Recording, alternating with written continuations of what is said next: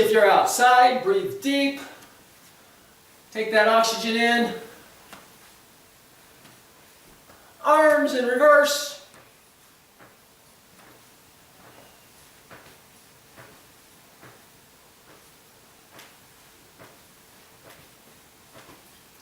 Opposite directions.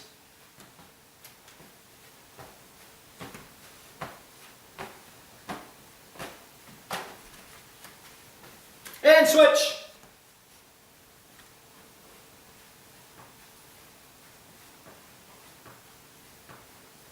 Crossing.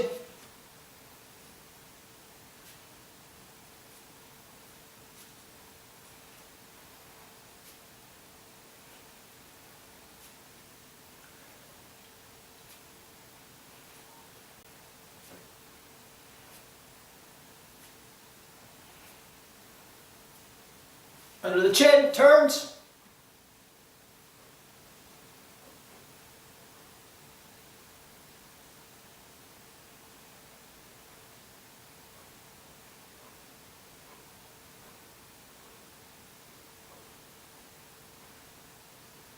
Step out, reach out.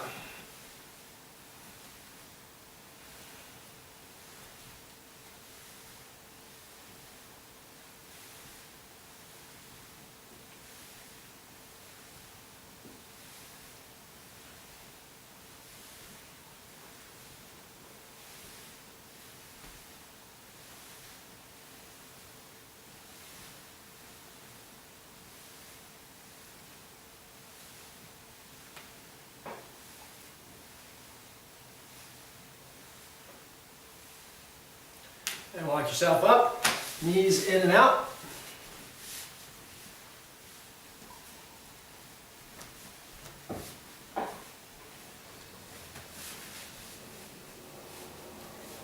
Circles.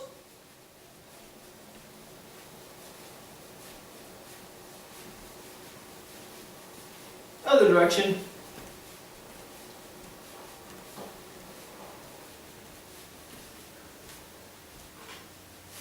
Pull leg up, lock it out, and ankles.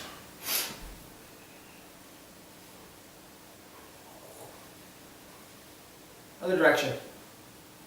Up and down. Toes. Other foot.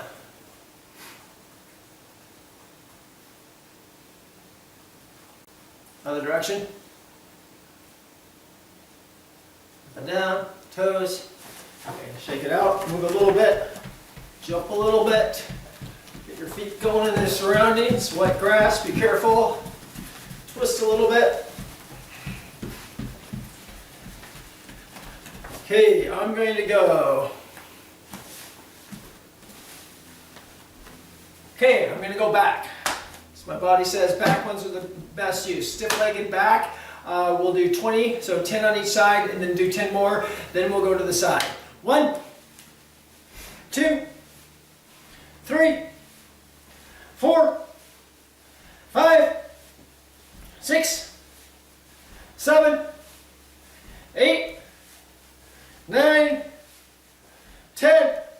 We'll go to the other side. 1, 2, 3, 4, 5, 6, 7, 8, 9, 10. Other side. 1, 2, 3, 4, 5, 6, 7, 8, 9, 10. Other side. Last one. 1, 2, 3, 4, 5, 6, 7, 8, 9, 10. Sideways, just the knee. 1, 2, 3, 4, 5, 6, 7, 8, 9, 10. 1, 2, 3, 4, 5, 6, 7, 8, 9, 10. 1, 2, 3, 4, 5, 6, 7, 8, 9, 10. 1, 2, 3, 4, 5, 6, 7, 8, 9, 10. Yeah, shake it out a little bit. Should be loosened up enough.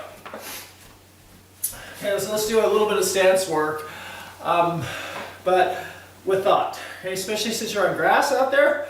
A lot of times when we go to a horse stance or a bow stance, we kind of sit in it and we lose sort of the stability, especially if we're stepping back that away from it. So what I want to work on is grounding ourselves, not super low, which is what that's supposed to do, by the way, but instead of just sitting here, I need you active, like somebody's going to push you. Not too hard, but maybe that hard. So if I'm in this stance here, which you can't see the difference, but I'm not anchored. If you push me, I'm going to go. Okay? If I'm ready for that push, I'm going to withstand it, and then it's my choice whether I move. So we're going to go to a horse stance with no leg sweeps, and I want you to feel the difference between stepping to a horse stance and sitting there and dropping into it. And here's the trick. These are the little secrets that if you do at the beginning of your training, then you don't need to listen to me right now, but you get a lot of stability. As you step down, the knees go, and I push into the ground as I'm stabilizing. Okay, that's going to make me more stable to the sides. If I want to move fast, I actually don't do that. Okay, so all we're going to do is, our opponent is that way, so we're not leaving, we're getting ready to go toward him. Okay, so instead, sink down, hands come up, back, 2, and I want you to root into the ground. I want you to feel that. 3, like he's about to shove you. Like you have a shield right here and you got to withstand it. 4, back. 5, just root in, back. 6, push those knees out and pass into the ground. 7, back. 8, back. 9, back. 10, simple concept. You're thinking down instead of away from. He's now on this side. 1, ground out. Back. 2, straight down. Back. 3, back. 4, back. 5, back. 6, back. 7, back. 8, back. 9, back. 10, back. If you're doing that right, even those simple 10 should start getting your legs to go a little bit.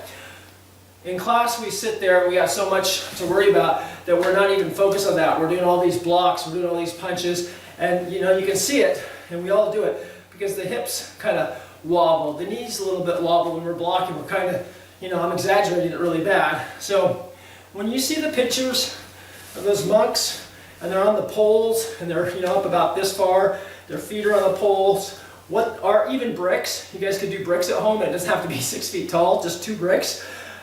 That makes the knees and the pressure go down, and the body just knows that you might fall, so it clenches in the right places, gets you very stable. So try one of these workouts, we've done it before, on the bricks for the whole time, and you'll see what I mean. Your legs will be exhausted. Okay, so, and then you don't have to do it after you do it once, because you just do it mentally. We're going to step down, then we're going to step back as we back fist, and we're going to drive that right punch right up into the chin, and then we're going to drop right back down to here. Okay, so step down, then back into that punch. Everything comes right into the right punch. The first one's just to get him to think about it, then pull it back. Okay, so we'll go 1, then just step back. I'm stepping back at the rate I'm punching. Okay, this isn't my killer here. This is what I'm trying to get in. Okay, and then back. Okay, let's do a couple of those. Ready? 1, and now I'm stable again. 2, 3, down, hit, punch, and back. And yes, I am not going here to here to here because I'm training you in stability. So I'm going to want you to move less now. Okay, 3. Just root yourself here. 4. 5. 6. 7. 8. 9. 10. Now we'll do it again a little quicker this time, but just remember the rule. Every time we add a stance on it, your last stance is your stable stance. So now now you lock it in. You don't take the time to lock this in, you'll be very slow in movements. But the last stance is already stable. So move a little bit, here we go. 1, stable, and back. 2, back. 3, back. 4, back, visualize it guys. 5, back. 6, back. 7, back. 8, back. 9, back. 10. Okay, from that position here, we're going to add the back kick. So this stance will become less stable and then stable again. Okay, so we're at the back leg front kick. Excuse me, it said back kick. It's the front kick with the back leg. Okay, so go 1, now stabilize, and then back. So train yourself. Fluid motions, 2, fluid motions, ground out. Back leg lock, front knee bent, and back. Okay, put it all together now. 2, stabilize. Just feel the difference. Back. 3, back. I'll be stuck on 3 here. 4, stabilize. Back. 5, back. 6, back. 7, back. 8, back. 9, back. 10, back. So each time we add something, remember that the previous stance goes more mobile and the last stance goes more stability. Let's go a little quicker.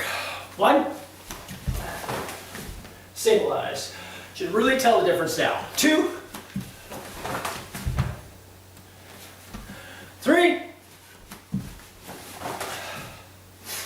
4, 5, 6, 7, 8, 9, 10. Okay, move right a little bit. So when things get back and we're in class, sometimes we go so fast, 1 back, 2 back, that we never ground out on the last movement. So we kind of miss that training unless you already have it. So that's kind of important when we're adding techniques in class, something we can't tell you about as we go. We just hope that you already have it. Okay, let's go back to the right open X. And make sure you have enough room behind you. Back to the right open X as the hands come up. We're going to drop down as far as you can comfortably go, and we're going to turn into the horse, taking our right elbow, our guarding elbow, and moving it across like you're covering this area right here. Just a minute movement right to there. Okay, so we go. Right open X, hands come up, do a lunge, get level, stay level, use that as a block. Okay, and back. 2, back, 3, drop, pivot, good, back, 4, watch any injuries, only go to the level that you can go to actually keep fluid motions. Back, 5, now hold it right here. So this is the time where we'll start to sit into the stance because it's kind of hard. This is the time I want you to grind into the stance and then relax. Pop those legs up. Okay, 6, same training we did. Push out, back, root those feet. 7, there's the lunge, there's the turn and the elbow. Solid motions. Back, 8, back, 9, back, 10. Okay, so now this goes from here, we're going to go back to the left open X. Now this becomes our stable stance. Okay, so you'll take a little bit of stability off the other ones, a little bit, and add more to that one. 1,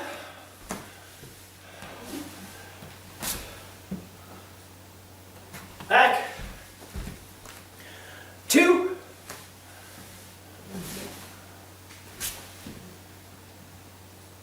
back, 3,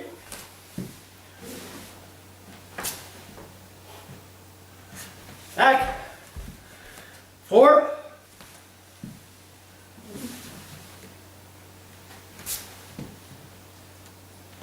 back, 5,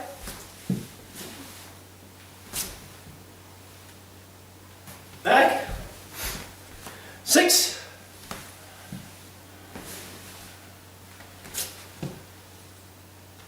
back, 7,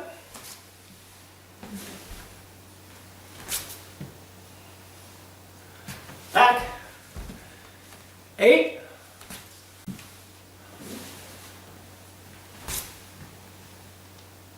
back, 9,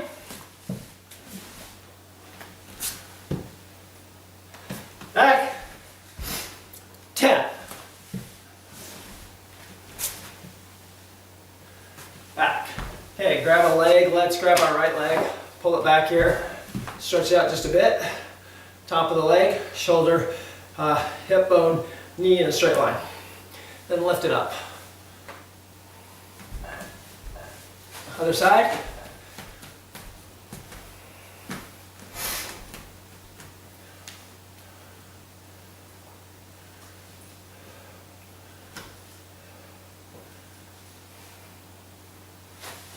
Shake it out a little bit. Pick a side. Release the hamstrings.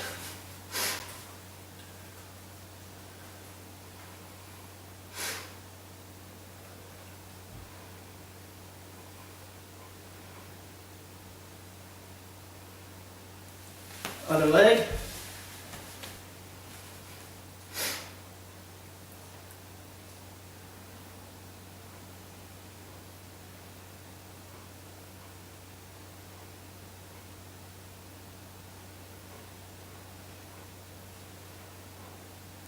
And shake it out. Well, again, another thing we don't have time to do in classes, though maybe we should, but everybody's at a different level. Every time you're training on your own and if your legs are tight, after you do 10 kicks, you need to do a 5-second stretch of whatever muscle it was and then do it again. Or each set tightens you up even more, and then the last set, your work set, you're not moving the full range of muscles because you're kind of tensed up a little bit. So in your own training, it'll make a huge difference. In classes, it slows everything down. So I just tell you now so you can do it on your own. Okay, if you already have loose legs, then you don't need to do that. So talk about the legs, that's what we're gonna do next. So we're gonna stay a little higher, go back up to that right open X, come back to here, turn that spin into a nice fluid side kick, and then ground out right here like you're gonna try to tackle that leg and you can't go back. I got a window here. If I go back, I'm out 2 psoas. Okay, back. So fluid, that means movement, turn that into the side kick and ground yourself. Good, and back. 2.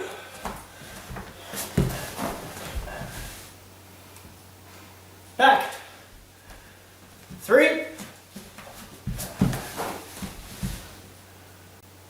Back. 4.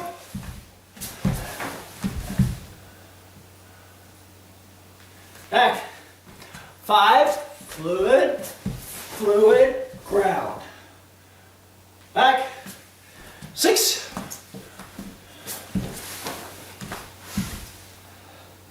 Back. 7.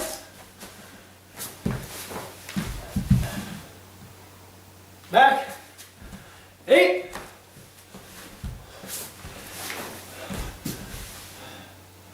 Back. 9.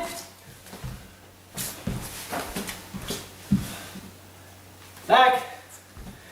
10.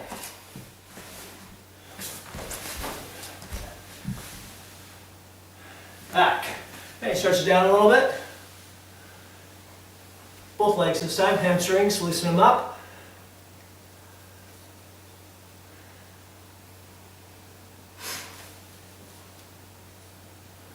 Okay, let's add the front kick to that now. So, or insert the front kick. Back to the right, kick, block, block, strike, base out. Stable from here. Okay, smooth and slow, just like that. 1.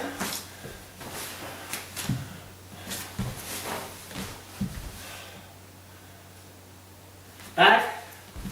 2.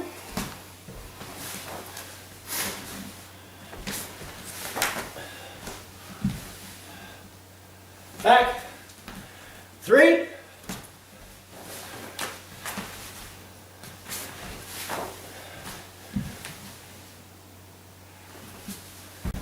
Four.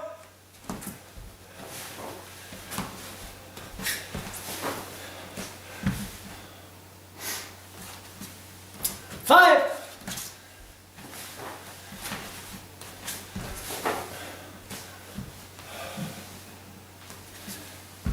6.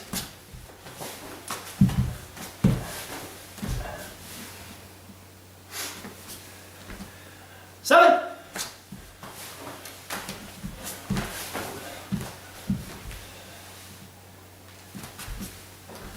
8.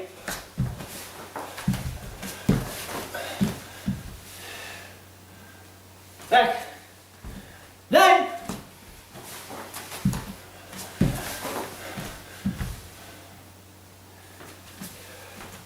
10.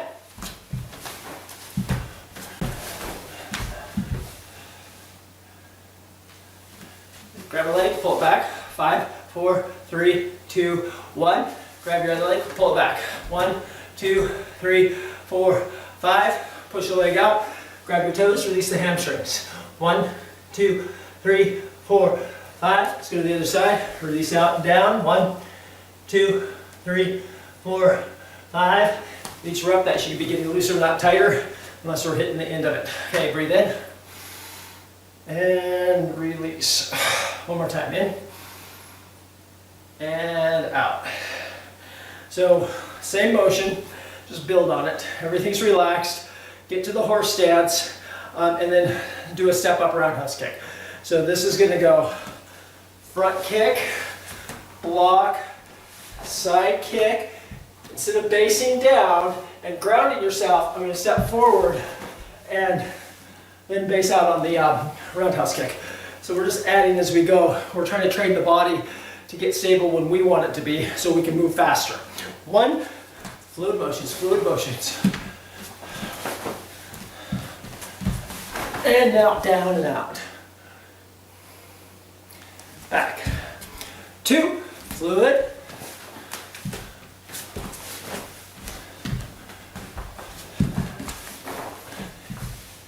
Back. 3.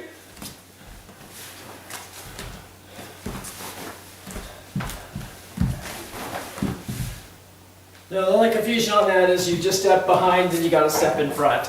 So you gotta cue yourself a little bit. Okay, 4. Side kick, step in front, roundhouse, down. 5, front kick, side kick, roundhouse and down. 6.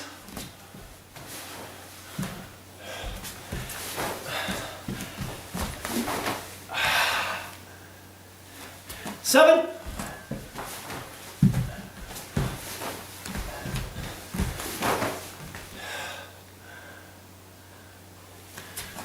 8.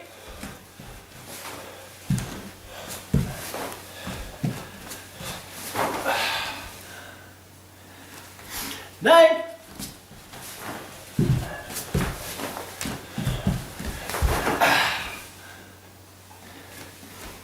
10.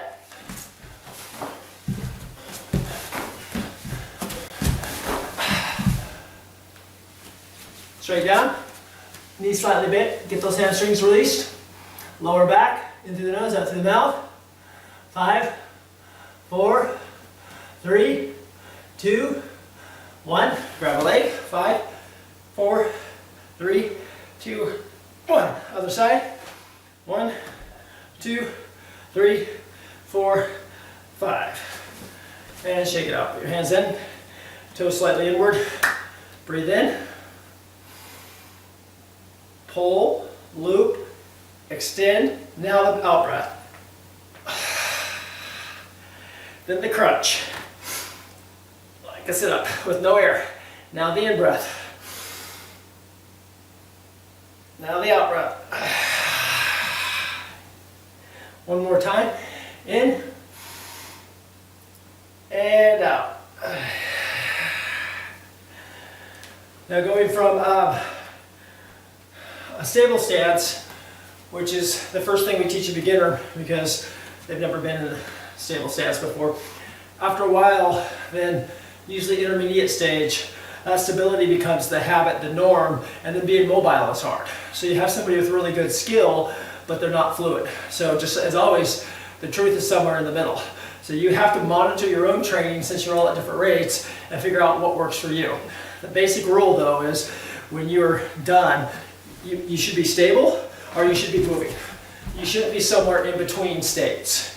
And that's indecision, it's bad for you. So we're gonna get to just moving now. So we're gonna kind of forget about stable stances. From a horse stance, and we're not gonna move, later on you can ground yourself and then move, but sometimes in the short run it kind of slows you down. So I want you mobile. You're gonna step behind, throw the side kick, step in front, throw the roundhouse kick, and then back. So really, what you're doing, what you're training, if you're having problems with these, we have the kicks for fun, is you're training getting these legs to go either in front or in back. And then the general rule is it is if this leg is here, it can be a side kick or a reverse roundhouse very easily. If the other leg is in front, this leg can be a roundhouse kick. It can also be a side kick, but right now we want to train our body to do the kick that we set it up for. Okay, so then later change it up. So go to your horse stance. So we'll step behind, side kick, back, in front, roundhouse. Keep it all fluid on the last movement.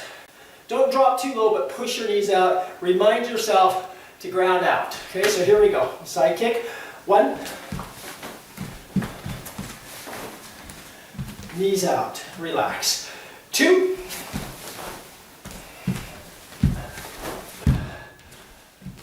3. We're looking for really loose legs, guys. Not great kicks, loose legs. Okay. 3. 4.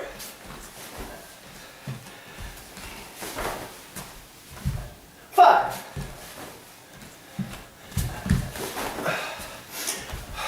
6.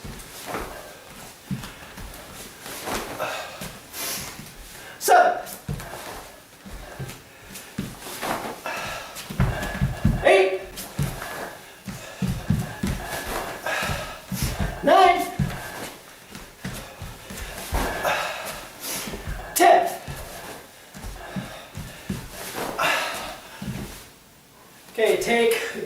hind leg that didn't do any kicks, grab your toes.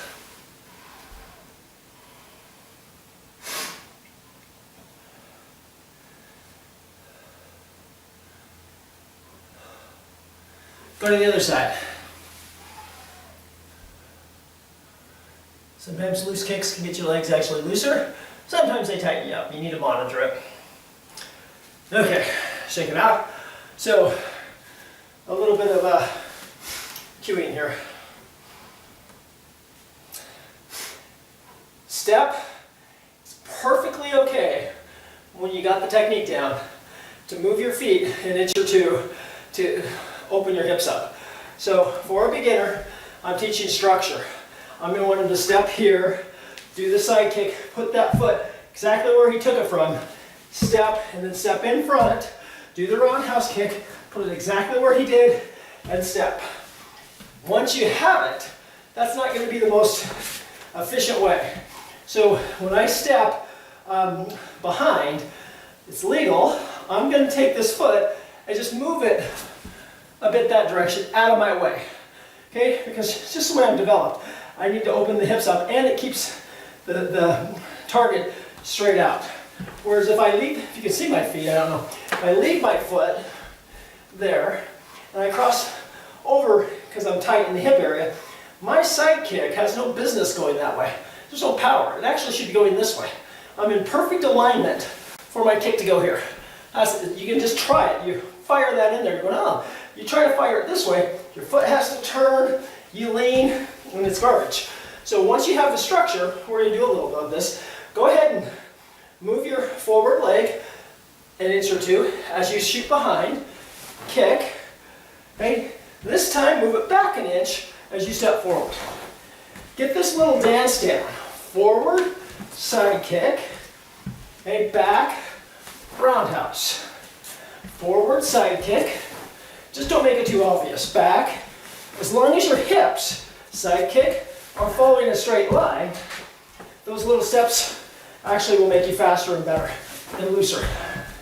And any trick we can get helps us and hurts our opponent. So you're just doing a little bit of a... Okay, so if you watch the feet, right? That's just your fast stepping that we do up and down the hall. Okay? So sometimes these things don't generalize to good things. I've seen people get really fast step. We do this exercise and they're all blockety. So you kind of want to, in your own mind, associate different exercises we do in class because there is a reason. So let's do it again.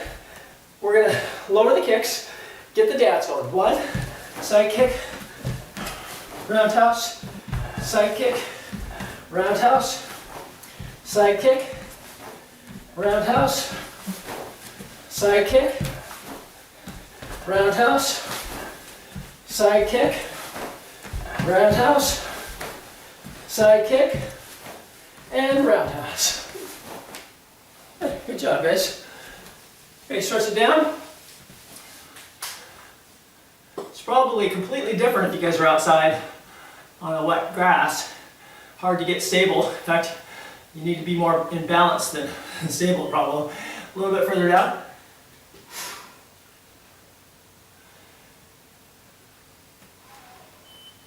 A little bit further down. Bend your knees. Take a second to check in with everything. So I always compare my left to my right side, both in flexibility, warmed up, you know, everything. Looking for asymmetry. If you have one side that feels different than the other side, that's an injury waiting to happen. Because if I'm super flexible, say with my right roundhouse kick, and I do say 30 of them, and I flip to the other side real quick, I will automatically throw that left kick as high as my right one was. And if I have some imbalance in my body, that might prevent me from training for 6 weeks, because that leg will do what I tell it to do, just maybe not very well. So I always take these times to check in. So for me personally, and probably for you, our right leg is probably a little bit looser than our left, not because of how we are built, but because the workout was more of a dominant right-sided workout for kicks. It's not right or wrong, just be aware of it. So if we do anything on the left, you take yourself and you go a little bit easier. Okay, stand back up. Let me just, wood floors and sweat seem to be like water and grass, I think, very slippery. Okay, so knowing what we did, when we're talking about stability, that's a stable thing is individual. You get more and more stable, okay, as you train, and you don't have to work as hard for it. So my instructor was as stable from here as he was from down here. I could never tell the difference when I ran into him. All I know is when he was down here, I got hit harder. Okay, from up here, he just moved a little quicker. So what we're going to do is we're going to, within our own environment, I'm in the kitchen, dining room, wood floor, you're on grass, wherever you're at. If you step to a natural bow stance that we do in class perfectly every time, that I've trained on grass, that's probably too deep for you. You've just actually compromised your training. Now, if you were just training fitness and you're working on that, great. But for self-defense, so we got to switch our mind anytime from training to self-defense. The training has to back up our self-defense. It has to make us better in some way, not worse. Okay, so if it doesn't apply to self-defense, not that it's bad, you may have a need, but it's suspect. So if I'm training way down here, I have to know why, I have to know what this is going to do in combat. Because we're all reasonable enough to realize that I won't fight from here, but I might use that flexibility to drop down and do things. So since we're in different environments, I want you to think combative now. Here comes this punch. Boom. He weighs 30 more pounds than you, maybe 40 more pounds. And he's coming out with everything he has. Rule number one is get out of the way of the guy that's that big, but that's the imagination. How far would you step back not to get away? Okay, that's a different story. Where would you base out so when your hand gets hit by that club, you're not going to crumble? Would it be here? Not me. This is going to create too much. It's going to be about here. And on the grass, it's probably a little higher. So we're going to drop down, use our rising block as a weapon, as a shield, shielding arm, smash it right in. My heel doesn't even hit the ground. As soon as it does, I'm forward with everything I have with my punch. I want to meet his 20 or 30 pounds more than me as he's coming forward with my whole weight behind my fist. If I wait too long, he's not moving, I'm hitting a brick wall. I want him moving right into my fist. That's called borrowed force. Anytime I can hit a guy moving toward me, I'm borrowing his force. The bigger the better. Okay, so that's what we're going to do. So you visualize it, find yourself a good area without sweat marks too much. Okay, back, block, lunge in. So if I go too deep, I can't move this leg forward, right? So I'm going to go one, bam, right up inside. Stop for a second. I'm not basing out right here. I'm not going to this position here. I'm still winning. The guy's bigger than me. I might need to keep going. So in our training today, I'm going to eliminate grounding out until you're out. Okay, back. 2, 3, 4, 5, 6. Okay, watch my left foot. I'm going, watch my left hand, I'm exaggerating. I don't want to do this because as my hand comes back, his force is coming. I need to drive it in. But as a big guy, I don't necessarily want to do this until I'm really confident. So I'm doing a little cheat. I'm driving that out as I base out here. As soon as it hits, I know whether I got to duck or what. Then I'm lunging with my left leg and I'm burying this punch in. Okay, so that little hop step is going to help, especially if the guy's doing this, because he's overstretched. You know, I need to hit him in the chin. Okay, so let's do it again. 1, hit, bam. 2, 3. Yeah, no cross allowed. Not this. Different training right now. 5, bam. 6, 7, 8, 9, 10, Okay, so right there, hopefully that ends it. But if you missed it, and you pull back, I think he's probably going back a little bit. If he's going forward, and he's that big, then you gotta play your elbows. Okay, I like to extend my punch. I like to think he's at least this far away and maybe going down. So I'm gonna take that foot that I didn't base out with yet. I put everything behind the punch and I'm gonna drive the kick in. Then I'm gonna stabilize. I'm stabilizing because he is 1.5 movements from me. If he's one movement from me, I'm gonna be ready to go. I'm stabilized, check the surroundings, move on. Okay, so we'll go kind of slow through this. So 1, hit, retract, kick, drag back, stabilize. Whatever position you want, just think stable. And then pull it back up and move. 1. Back. 2. Back. 3. Back. 4. 5.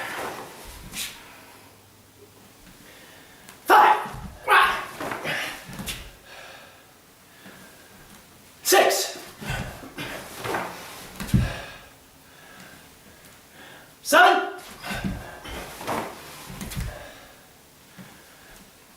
8.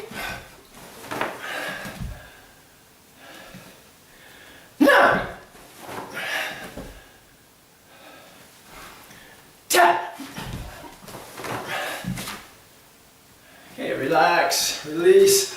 Again, like anything, as you start getting harder and harder, you start tensing up on each motion.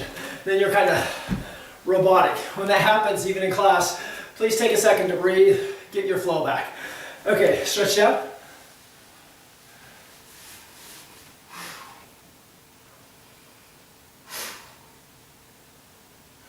A little bit lower. Think about the movement. Our focus 100% on the stretch. I'm just trying to release my lower back, so I'm actually thinking about the movement.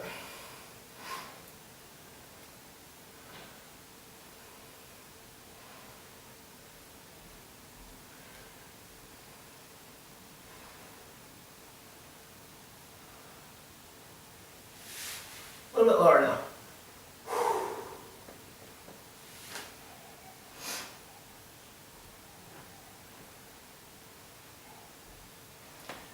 Bend your knees. Check in with your body again. Okay, so starting to feel normal now. Right side still looser than the left, but what the heck. I'll let it sit for the day.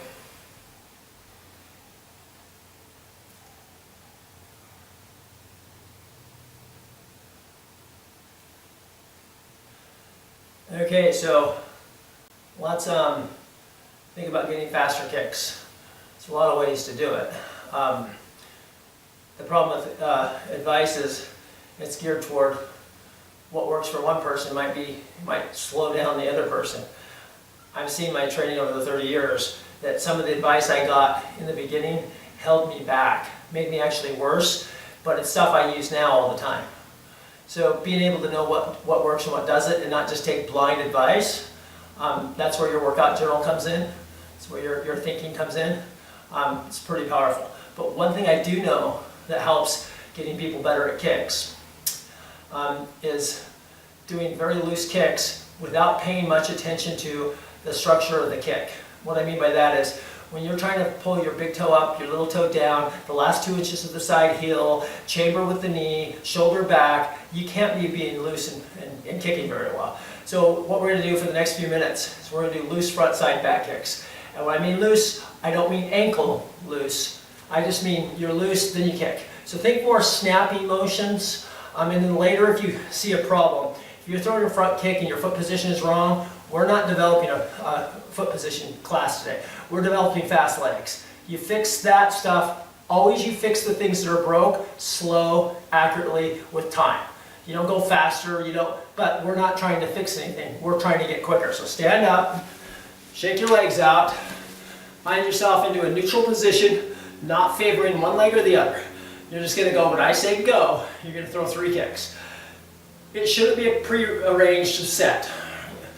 front, back, side, because then you'll start doing this body dance. Totally relaxed, 3 kicks. Front, side, back. Okay, so either leg, don't even think about it. You might want to think about the first one. I'm thinking front kick, so when I say go, of course I do a side kick. And then I relax. Now my foot position is wrong on the side heel, my back kick hip position is wrong, and my front kick was too floppy. If I focus on that, I'm not training speed. So relax, explode, don't fully extend. 1! But do complete each kick, guys. Okay, complete each kick. Ready? 2! 3! 4! 5! 6! 7! Any combination, any 3 kicks. 8! So we can go side kick, front kick. 9! We can go front kick, back kick. 10! And then relax. And that's pretty easy. Once you get that snapping down, that's only one component of your kick, but now you can call on it when we're doing other things in class. So 2 kicks, we're going down, but faster, because you can only have 2. 2 front kicks, 2 side kicks, I don't care. Ready, set, 1. Faster, faster, guys, faster. 2. 3. 4. 5. 6. 7. 8. 9. 10. Hey, relax. Okay, 1 kick this time. Now this has to be as fast as you can go. 1. 2. 3. 4. 5. 6. 7. 8. 9. 10. Hey, grab a foot, pull it back, lift it up, and take that supporting knee, bend it down if you don't have any knee injuries. Squat down a little bit with it. Other side. Balance. Squat.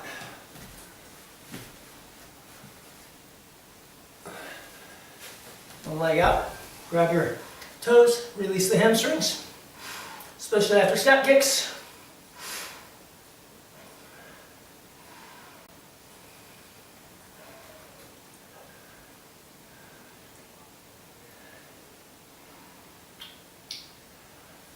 Other side.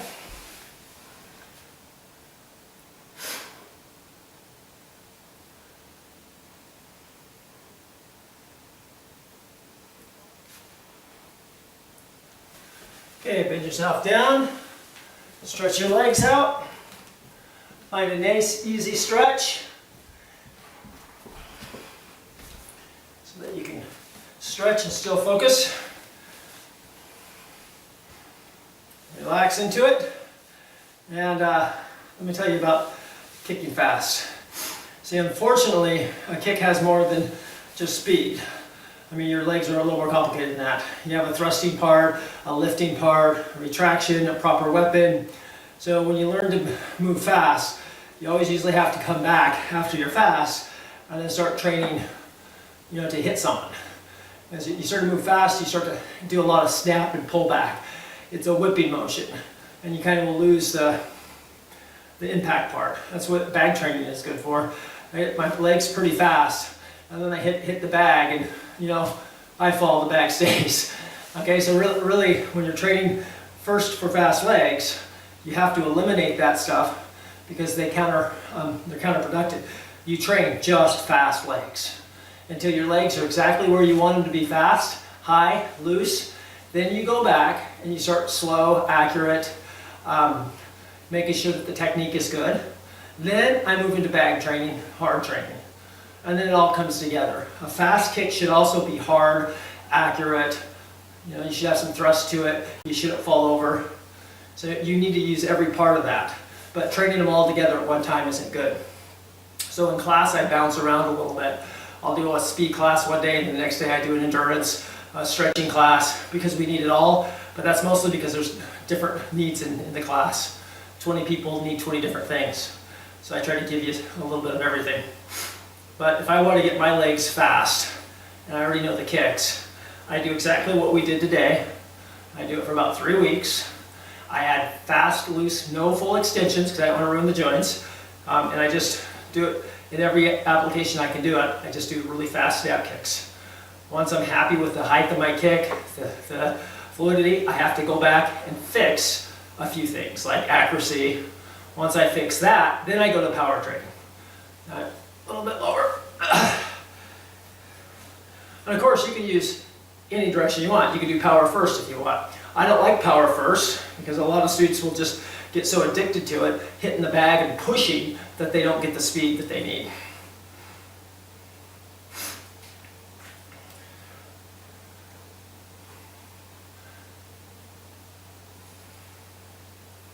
And of course, flexibility is pretty important for fast kicks. Not so important for the power stuff. If you're not going too high, let's walk ourselves up.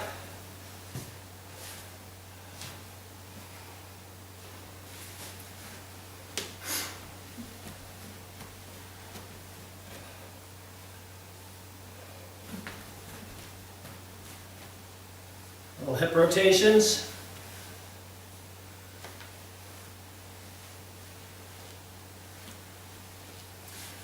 Shake it out a little bit.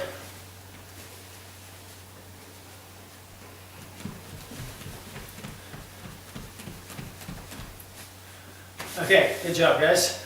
Take a knee here. So if I had your workout journal, at the top of it, it might say goal, speed kicks, and then it might have your basic workout. And then after a couple of weeks, you could go back and figure out whether it's working or not. And a lot of times, it may not be working, but you may be getting something else out of it. That's not a failure if you know that. That's awesome. And you might have went for endurance training and increased flexibility by 10%. I think then you just retitle your goal, go back, scratch out endurance and write flexibility, and then take that workout, and now you have an answer to your flexibility problem. A lot of times what we need to work on, if you keep track of it, will come to us doing why we're trying to do something else. The real failure is not recognizing that or know that and letting that knowledge slip by. So I usually always say, besides a good training partner, one of your best training partners is your workout journal. And sadly, I'm going to tell you that most of my black belts, they all do it now, but there was a time that not a single one of them had a workout journal. They either relied on me or they had spectacular memories. I write down not everything, but when I have tons of notebooks full of different workouts that I've done. And like I said, none of them have ever been a failure. They've just had the wrong goals. So if you don't have a workout journal, I'm going to suggest that it doesn't have to be too detailed, but I would suggest you get one, because sometimes a workout will give you a key to other things, but you don't realize it. And then once it's gone, you won't recall it. There are several times that's happened to me. I was almost completely down to the splits at one time in my training. I moved to a different school. I went from North Seattle to Bellevue, and different clientele, different class, so I started being harder, and I had lost whatever I did. And it was a sequence of movements that I did in every class. And to this day, I can't recall it. And it was an easy thing. I wasn't even trying. That's when I started writing everything down. Okay, good enough.